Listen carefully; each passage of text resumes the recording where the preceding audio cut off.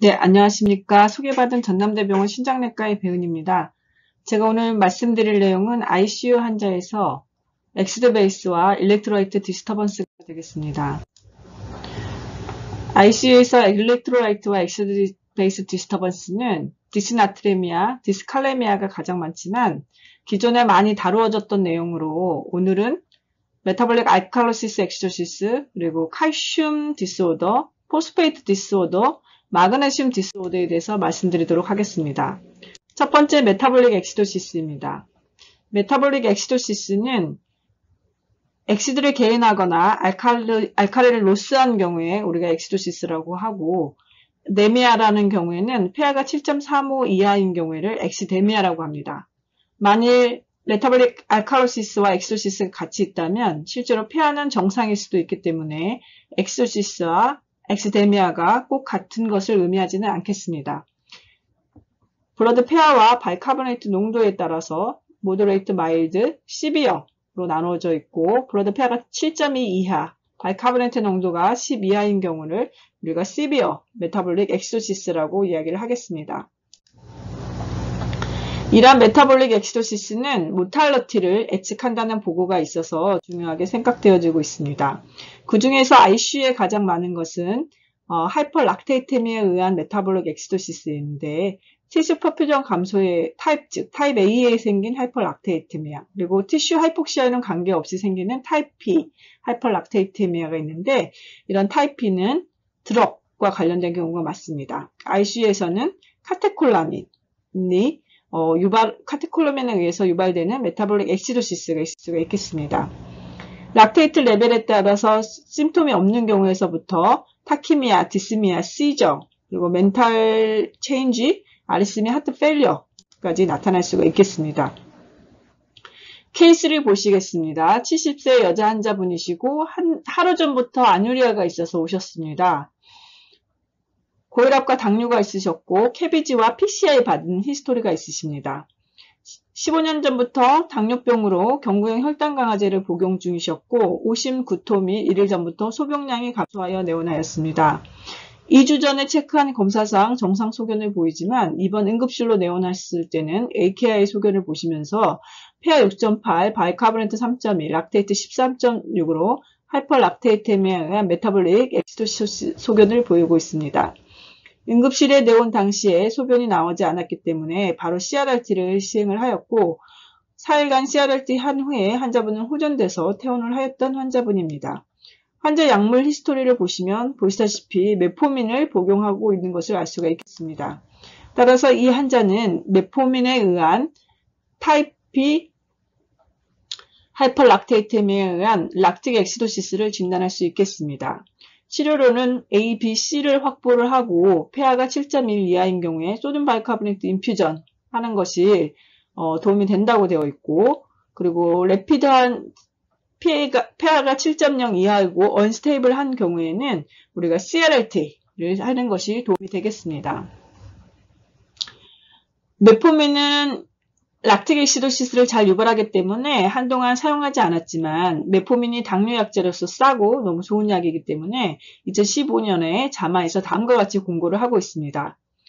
GFR이 45에서 60인 환자들은 맥시멀 용량 2000mg으로 키드니 펑션이 언스테이블한 경우에는 피하지만 그렇지 않은 경우에는 모니터링하면서 사용할 수 있고, 마찬가지로 30에서 45인 경우에는 맥시멀 용량이 1000으로 기존에 사용하고 있지 않았던 환자들은 다시 시작하지는 않지만 기존에 이미 사용하고 있었던 환자들은 리널 펑션이 스테이블하면 계속해서 사용할 수 있겠습니다. 단 CKD 스테이지 4나 5 환자들은 반드시 메포민을 중단해야겠습니다. 두 번째 환자는 65세 남자 환자이고 환자분은 헤마트메시스로 주소로 내원했고 과거 이력상 COPD가 있습니다. 내원 당일에 위 내시경에서 듀오드널 얼서가 있었고 시술 중에 흡인에 의한 흡인성 폐렴과 호흡 부전이 있어서 놀라제팜을 정주를 하였습니다. 당시에는 마일드한 메타볼릭 엑시도시스 소견을 보이고 있는데 환자가 입원 4일째에 GI 블리딩이 재발해서 수술을 하였고 혈역학적으로 안정은 되었으나 세데이션을 위해서 지속적으로 노라제팜을 정주를 하였습니다. 그 이후 10일째 랩을 보시면 폐하 7.2로 감소되어 있고 바이카보네이트 10로 12한 메타볼릭 엑시도시스를 보이고 있습니다. 이 환자에서 엑시도 베이스 디스오더를 물어볼 때 평가를 위해서 저희가 가장 먼저 바이카보네이트 레벨을 평가하게 됩니다. 바이카보네이트 정상은 24이나 이 환자는 10으로 감소되기 때문에 엑시도시스라는 걸 알 수가 있겠고, 폐하가 역시 감소되어 있기 때문에 메타볼릭에 의한 컴펜세이션이 아닌 트루 메타볼릭 엑시도시스임을 알 수가 있겠습니다. 이런 경우에 시럼 아나이온 갭을 체크를 하고, 시럼 아나이온 갭은 다음과 같은 공식에 의해서 구해주고, 이 환자에서는 28로 하이 아나이온 갭 메타볼릭 엑시도시스를 보이고 있습니다. 만일 노멀 아나이온 갭 메타볼릭 엑시도시스를 보이는 경우에는 다음과 같은 공식에 의해서 유리너리 아나이온 갭을 체크를 해야 되고, 유리너리 아나이온 갭이 포지티브인 경우에는 리널 튜블러 엑시도시스, 유리너리 아나이온 갭이 네거티브인 경우에는 GI 오리진을 생각을 하게 됩니다. 하이 아나이온 갭 메타볼릭 엑시도시스를 보이는 경우에는 앞자만 따서 저희가 쿠스말이라고 외우고 있는데, 이 쿠스말은 제가 유튜브 링크를 걸어놨는데 들어가 보시면 아시겠지만 아주 빠르고 깊은 호흡, 환자분들 아마 벤틸레이션 달기 직전에 그렇게 보이는 호흡이라고 보시면 되겠습니다. 이러한 하이 아나이온 갭 메타볼릭 엑시도시스를 보이는 환자분들에서는 꼭 시럼 오스몰라 갭을 측정을 해줘야 됩니다. 시럼 오스몰라 갭은 메저드 오스몰에서 캘큘레이트 오스몰을 뺀 것이고, 정상에서는 10 이하로 유지를 하게 됩니다. 하지만 언메저드 오스몰이 있는 경우에는 증가하게 되는데, 이 환자에서는 검사실에서 측정한 메저드 오스몰은 330이었고 공식에 의해서 계산된 캘큘레이트 오스몰은 296이기 때문에 330에서 296을 빼면 34로 증가되어 있어서 뭔가 측정되지 않는 오스몰을 형성하는 뭔가가 있다는 것을 알 수가 있겠습니다. 이런 경우에는 우리가 메드게스라고 해서 마니톨, 알코올, 글라이세로 아세토 소비톨 같은 경우가 우리 몸속에 언메저드 오스몰로 있어서 하이 아나이온 갭 메타볼릭 엑시도시스를 유발하고 있구나라는 것을 짐작을 할 수가 있겠습니다. 따라서 이 환자에서 오스몰라 갭이 증가된 원인으로는 앞서서 말씀드렸던 락틱 엑시도시스라든지 스타베이션 케토 엑시도시스, 리날 페일러, 유레미아에 의한 엑시도시스는 아니고 정답은 앞서서 폴리프로필렌에 의한 엑시도시스가 되겠습니다. 폴리프로필렌 글라이콜은 보시다시피 대사대전 과정에서 락테이트를 형성할 수가 있어서 하이퍼오스몰라리티를 형성할 뿐만 아니라 락틱 엑시도시스, AKI를 유발할 수가 있겠습니다. 이 폴리프로필렌 글라이콜은 화장품, 용제로 많이 사용을 하고 있고, 그 외에도 다음과 같은 드럭에 용제로 사용을 하고 있습니다. 보시다시피 놀라제팜이 가장 많은 폴리프로필렌 글라이콜을 함유하고 있고, 그 외에도 피노바빌탈, 다이아제팜, 페니토인, 니트로글라이셀은 에스모롤 등도 많은 양의 폴리프로필렌 글라이콜을 함유를 하고 있습니다. 진단이 되는 경우에는 바로 놀라제팜을 끊어야 되겠고, 인터미턴트한 헤모다이리시스가 도움이 되는 것으로 되어 있습니다. 놀라제팜 IV 할 때는 다음과 같은 용량으로 주입을 하겠지만, 만일 시간당 10mg 이상으로 들어가야 된다면 오스몰라 갭이라든지 아나이온 갭을 측정을 해서 환자의 톡시서티가 나타나는 것에 대한 주의가 필요하겠습니다. 우리가 ICU에서 관심이 있는 것 중에 시비아나 메타볼릭 엑시도시스가 있는 경우에 알칼리 세라피를 할 것인지 말 것인지를 많이 고민을 하게 되는데요. 우리가 알칼리 세라피를 하는 이유는 우리 대부분의 키 엔자임들이 중성 폐하에서 작용을 하기 때문에 메타볼릭 엑시도시스가 있는 경우에 문제가 된다라는 주장이 있고, 또 반면에 하지 말아야 된다는 주장은 알칼리 세라피를 해도 모탈러티에는 체인지가 없고, 오히려 알칼리 세라피 하면서 소듐 오버로드 되고 하이포토니서트 되고, 이러한 과정에 의해서 CO2가 생기면서 오히려 마이오카디알 디프레션만 생긴다라는 주장이 있겠습니다. 최근에 란셋에 실린 2018년 페이퍼를 한 가지 소개를 해드리겠습니다. 멀티센터의 오픈 라벨의 랜더마이즈 컨트롤 페이스 3 트라이얼입니다. 컨트롤 그룹은 바이카보네이트를 주지 않았고, 실험군은 4.2%의 IV 소듐 바이카보네이트를 폐하가 7.3까지 될 때까지 주었습니다. 그래서 두 그룹을 비교를 해봤더니 이전 데이터와 마찬가지로 모탈러티에는 두 그룹의 차이가 없었지만, 환자가 AKI군에서는 타임 투 데스에 바이카보네이트를 준 그룹에서 훨씬 더 좋은 것을 알 수가 있었습니다. 즉, 아킨 스코어로 0에서 1, AKI가 없는 환자에서는 주나 안 주나 차이가 없었지만, 2, 3으로 AKI가 있는 그룹에서는 소듐 바이카보네이트를 준 그룹에서 오히려 더 좋은 것으로 보여졌습니다. 그리고 CRLT의 사용도 소듐 바이카보네이트를 준 그룹에서 CRLT 사용을 더 적게 해서 CRLT를 세이브할 수가 있었습니다.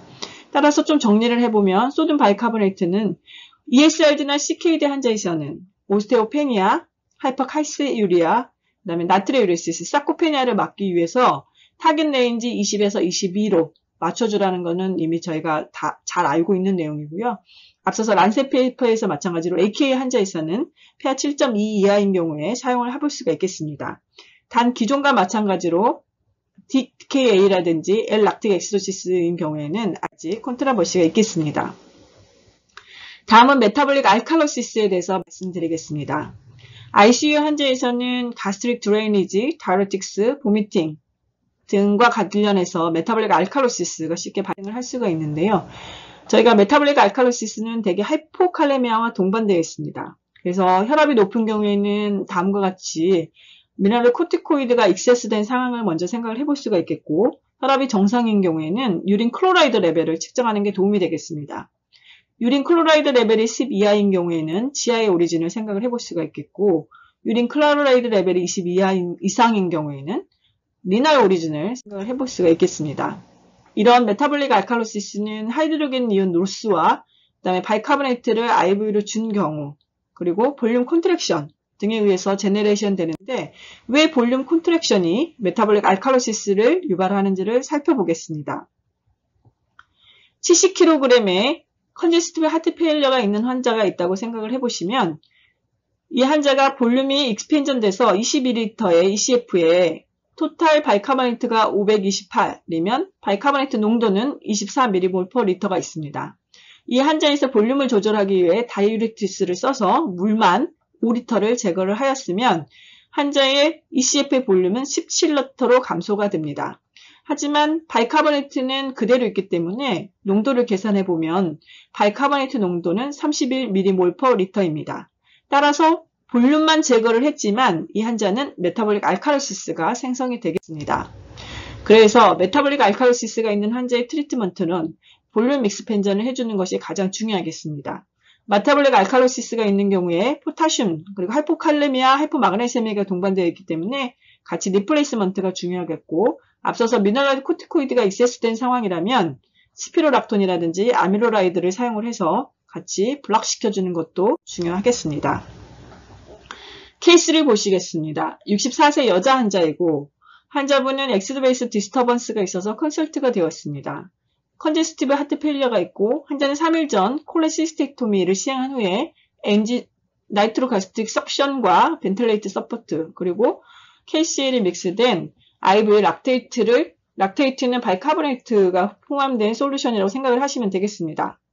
주입을 받고 있었고 환자 랩상에서 폐하 7.6 그리고 바이카보네이트 44로 메타볼릭 알칼로시스를 보이고 있습니다. 이 환자는 PCO2가 38이기 때문에 레스퍼레이터리 알칼로시스도 같이 동반되어 있는 것을 알 수 있고, 그래서 폐하가 7.6으로 시비한 알칼로시스 소견을 보이고 있습니다. 이 환자에서 적절한 치료는 그렇죠. 이 환자에서는 3번 0.9% NCL IV를 치료하는 것이 되겠습니다. 다음으로는 하이포칼세미아에 대해서 말씀드리겠습니다. 이 슬라이드는 칼슘 메타볼리즘에 대해서 보여주는 슬라이드입니다. 우리 몸에서는 1000g의 칼슘이 있는데 그중에 990은 주로 본에 존재를 하고 9g은 ICF와 소프트 티슈에 존재를 하고 1g이 ECF에 존재를 합니다.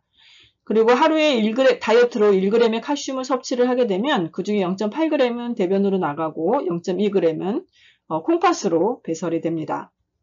이러한 칼슘은 우리 몸에 존재할 때 40%는 바이올로지컬 인액티브 폼인 프로테인 바운드, 주로 알부민에 바인딩이 되어 있죠.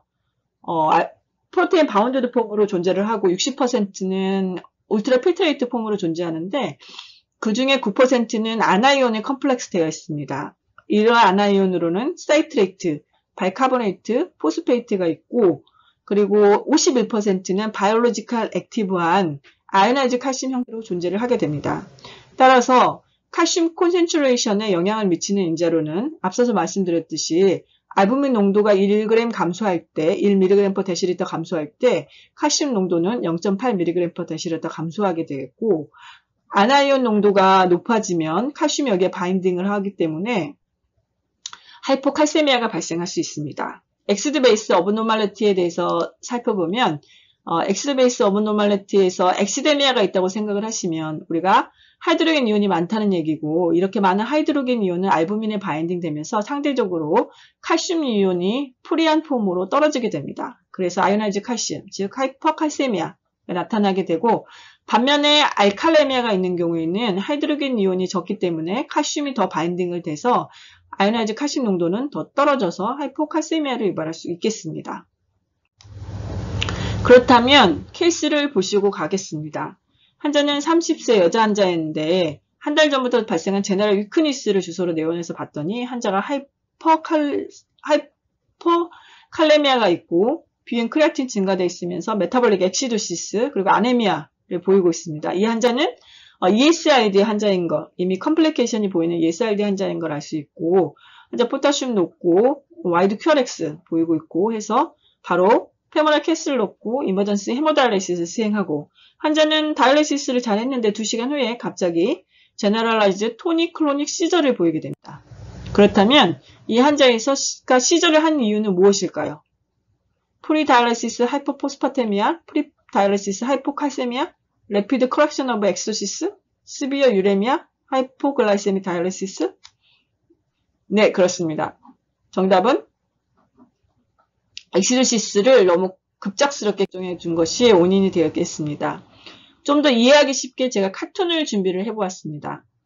pH가 7.2로 메타볼릭 엑시도시스가 있고 토탈 칼슘이 20개, 아이오나이즈 칼슘이 10개라고 보시면 이렇게 엑시도시스가 있는 상황에서 알부민에 하이드로겐 이온이 바인딩되어 있는 것을 볼 수가 있습니다. 하지만 다이알리시스로, 어그레시브하게 다이알리시스로 이런 엑시도시스를 교정을 해주게 되면 하이드로겐 이온이 다 제거가 되고 토탈 칼슘 이온은 변화가 없지만 이런 아이오나이즈 칼슘이 알부민에 바인딩을 해서 아이오나이즈 칼슘 폼이 3개로 이렇게 줄어드는 걸 알 수가 있습니다. 그렇게 해서 에큐트 하이포칼세미아가 발생을 하게 되고 이것은 이 환자의 실제의 원인이 되었습니다.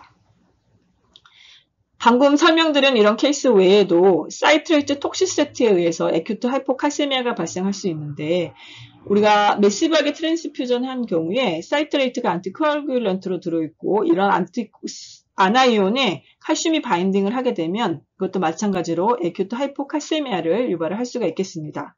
판크아타이티스인 경우에도 칼슘이 여기에 침착이 돼서 에큐트한 하이포칼세미아를 유발할 수 있는 것으로 되어 있고, 하이퍼포스파테미아에 있는 경우도 칼슘과 바인딩을 해서 프리시피케이션을 유발해서 하이포칼세미아를 유발할 수 있는 것으로 잘 알려져 있습니다. 심톰은 약한 경우에는 위크니스 퍼티그이지만 심각한 경우에는 시저, 멘탈 체인지 등을 동반을 할 수가 있겠습니다. 바로 RV 칼슘 글루코네이트라든지 또는 칼슘 클로라이드 형태로 보충이 필요하겠습니다. 다음은 하이퍼칼세미아에 대해서 말씀을 드리겠습니다. ICU 환자에서 다음과 같은 상황에 의해서 하이퍼칼세미아가 발생을 할 수가 있겠습니다. 이거는 제가 몇 년 전에 경험했던 밀크 알칼리 신드롬 환자가 되겠습니다. 80세 여자 할머니이셨고, 일주일 전부터 시작된 노우시아와 제너럴 위크니스를 주소로 내원하였습니다. 과거력상 10년 전에 파퓰러리 사이로이드 캔서로 사이로이드미 한 히스토리가 있고, 사이로이드 호르몬 리플레이스먼트 받고 계셨고, 그리고 파라사이드 글랜드가 같이 제거되었기 때문에 칼슘 카보네이트, 바이타민 D를 서플리멘트 하고 있었고, 오스테오포로시스 때문에 비스포스포네이트 제제도 드시고 계셨습니다. 내원 당시에 칼슘이 14.2로 증가되어 있었고, 환자분은 AKI, 하이퍼칼세미아, 메타볼릭 알칼로시스를 보이고 있었고, 치료한 3일 후에는 바로 정상으로 돌아온 걸 알 수가 있겠습니다. 이런 경우에 저희가 밀크 아카리 신드롬이라고 진단을 하는데, 심톰 트라이아드는 하이퍼칼세미아, 메타볼릭 알칼로시스, 리날 인서피션시가 되겠습니다. 과거에는 펩티거스 치료하는 경우에 우리가 칼슘 컨테이닝 안타시드 또는 밀크를 많이 사용했기 때문에 이 질환이 생겼었고, 더 이상 펩티거스 치료에 이러한 제제를 사용하지 않기 때문에 많이 사라졌었는데, 최근에 오스테오포로시스 치료를 위해서 칼슘 카보네이트 제제를 다시 복용하게 되면서 많이 생겨서 칼슘 알칼리 신드롬이라고 부르게 되겠습니다. 이렇게 GI 트랙으로 바이카보네이트와 칼슘을 흡수하게 되면 계속해서 비셔스 사이클로 악화가 되는데, 그 이유는 칼슘 농도가 높아지고 바이카보네이트가 농도가 높아지면 그거를 제거하기 위해서 키드니에서 나트리 유리시스, 다이리시스가 일어나게 됩니다. 그러면 볼륨 컨트랙션이 나타나고, 볼륨 컨트랙션이 되면은 GFR이 감소되게 되면 칼슘 익스크리션은 더욱더 감소되게 되고, 그럼 실험 칼슘 레벨이 증가돼서 결국은 앞서서 말씀드렸던 하이퍼칼세미아, 메타볼릭 알칼로시스, 리날 인서피션시를 유발하는 기전이 되겠습니다. 두 번째 케이스입니다. 시비어 하이퍼칼세미아를 유발하는 경우에는 되게 말리건스넌시와 동반된 경우가 많고, 이 65세 남자분도 한 달 전부터 발생한 제너럴 이크니스를 주소로 내원했는데, 내원 당시에 칼슘 레벨이 17인 것을 볼 수가 있습니다. 환자분은 PTH 릴레이티드 펩타이드가 20.9로 증가돼서 캔서 릴레이트 된 것을 알 수가 있겠고, 환자 CT상에서 이렇게 메스가 있는 것을 볼 수가 있습니다. 처음에 정형외과에서 생각했을 때는 네오마이오살코마가 아닌가 했지만 실제로 바이옵시를 해봤더니 메타스타틱 카시노마로 폴리 디퍼렌시에이티드 스쿼머스 셀이었습니다. 어찌됐건 이 환자는 지금 응급으로 하이퍼칼세미아를 보이고 있기 때문에 볼륨 IV 하이드레이션 그리고 퓨로세마이드, 하지만 환자 크레아틴이 높았기 때문에 이머전시 헤모다이리시스를 같이 시행했고, 리바운드로 다시 칼슘이 올라가는 게 있어서 IV 팔민드로네이트를 같이 사용을 하였습니다. 이러한 시비어 하이퍼칼세미아 환자의 치료로는 IV 플루이드, 아이소토닉 살라인을 주어서 유린 아웃풋을 유지하는 게 가장 중요하겠고, 그리고 비스포스포네이트 제제를 사용할 수 있겠습니다. 리날 인서피션시가 있는 경우에는 데노스맵을 사용할 수가 있겠고, 특히 시비한 하이퍼칼세미아 환자에게는 헤몰라다이리시스가 도움이 되겠습니다. 다음은 하이퍼포스파테미아에 대해서 말씀드리겠습니다. 하이퍼포스파테미아에는 튜머라이스 신드롬이나 랍도마이올리시스 같이 셀이 깨진 경우에 주로 발생을 할 수가 있겠고, 앞서 말씀드린 하이퍼칼세미아처럼 볼륨을 익스펜전 시키고 퓨로세마이드 쓰는 게 도움이 되겠습니다. 환자가 리날 인서피션시가 있거나 시비한 경우에는 헤모다이리시스가 도움이 되겠습니다. 하이포스파테미아에는 ICU에서 많이 발생하는데, 그 이유는 ICU에서 CRRT를 많이 하기 때문이고, CRRT를 하는 경우에 포스페이트 클리어런스는 좋은데 우리가 뉴트리션 서포트로 포스페이트가 제대로 되지 않기 때문에 많이 발생하는 것으로 되어 있습니다. 과거에 헤모졸 비로 다이어리시스를 쓰는 경우에 특히 포타슘이라든지 포스페이트가 들어있지 않기 때문에 하이포포스파테미아를 많이 신경 써줘야 됐고, 최근에 나온 다이레세이트, 특히 포슬리움 같은 경우에는 포스페이트가 함유되어 있어서 이러한 불편을 많이 덜어주게 되겠습니다. 전남대병원 프로토콜은 하루에 한 번씩은 비료형 크레아틴, 그리고 첫 4시간 간격으로는 이런 일렉트라이트, 그 다음에는 6시간 간격으로 마그네슘, 칼슘, 포스페이트를 함유한 일렉트라이트와 ABG를 체크를 하게 되고 있고, 두 번째부터는 Q12 12시간 간격으로 이런 일렉트라이트를 책정을 해서 리플레이스먼트를 하고 있습니다. 그 중에서도 특히 인이 낮은 경우에는 다이스레이스테이트와 리플레이스먼트 플루이드 모두 포실륨을 사용을 하게 되어 있고, 마그네슘이 부족한 경우에는 이렇게 마그네슘 리플레이스먼트를 지시를 하고 있습니다. 포실륨이 안 들어와 있거나 또는 포실륨이 사용이 어려운 경우, 저희 병원도 과거에는 포실륨이 없었기 때문에 다음과 같은 포스테는 리플레이스먼트 하는 프로토콜을 사용을 하였습니다. CRRT를 사용하고 있지 않는 ICU 환자에서 하이퍼포스파테미아가 나온 경우에 프리밸런스는 약 29%까지도 보고되고 있는데, 실험 포스페이트 레벨에 그리고 용량 몸무게에 따라서 다음과 같은 방식으로 IV로 포스텐을 리플레이스먼트 하면 되겠습니다. IV로 포스텐을 리플레이스먼트 할 때 가장 중요한 것은 래피드하게 하면 안 되고 오버 6아워로 주어야 되고, 래피드하게 주는 경우에는 이렇게 칼슘과 같이 바인딩을 해서 하이포칼세미아를 유발할 수 있기 때문에 절대 래피드하게 주면 안 되고 슬로우하게 인퓨전 해야 되고, 또 중요한 것은 칼슘과 포스포러스는 같이 바인딩을 해서 침착될 수 있기 때문에 꼭 주입 사이트를 나눠주는 것이 중요하겠습니다. 마지막으로 하이포 마그네세미아에 대해서 말씀을 드리겠습니다. 하이퍼 마그네세미아에는 주로 우리가 에클람시아 치료할 때 마그네슘을 많이 IV로 사용하기 때문에 발생할 수 있고, 니난 인서피션시가 있는 경우에는 배설에 문제가 있어서 또 하이퍼마그네세미아가 발생을 할 수가 있겠습니다. 심한 경우에 코마, 레스퍼레이션 감소, 아리스미아 등이 유발할 수가 있겠고 트리트먼트로는 마찬가지로 볼륨 익스펜전이 중요하겠습니다. 니난 인서피션시가 있는 경우에는 헤모다이알리시스로 제거를 할 수가 있겠습니다.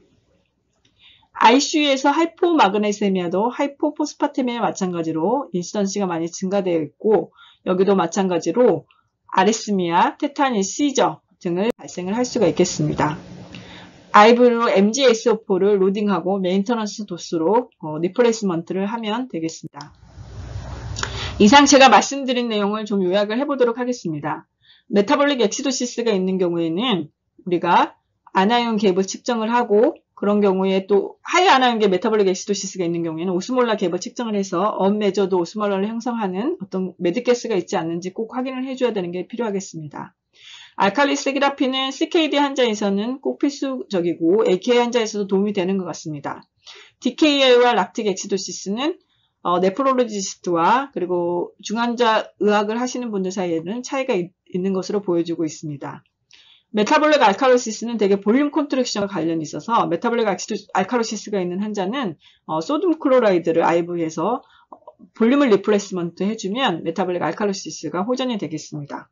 미네랄 코티코이드가 익세스한 상황에서는 블러커를 사용해서 미네랄 코티코이드 익세스한 상황을 제거를 해주시면 되겠습니다. 하이퍼칼세미아는 알칼로시스와 니난 인서피션시 그리고 하이퍼칼세미아와 동반된 경우에 우리가 밀크 알칼리 신드롬이 있을 수 있겠고 캔서랑 동반된 경우에는 PTH 릴레이트 펩타이드가 증가되겠습니다. 치료로는 IV 하이드레이션 그리고 피로세마이드를 사용을 해주겠고 비스포스포라이트 제제를 사용할 수 있겠습니다. 니난 인서피션시가 동반되어 있는 CV 하이퍼칼세미아에는 니난 리플레이스먼트 세라피가 도움이 되겠습니다.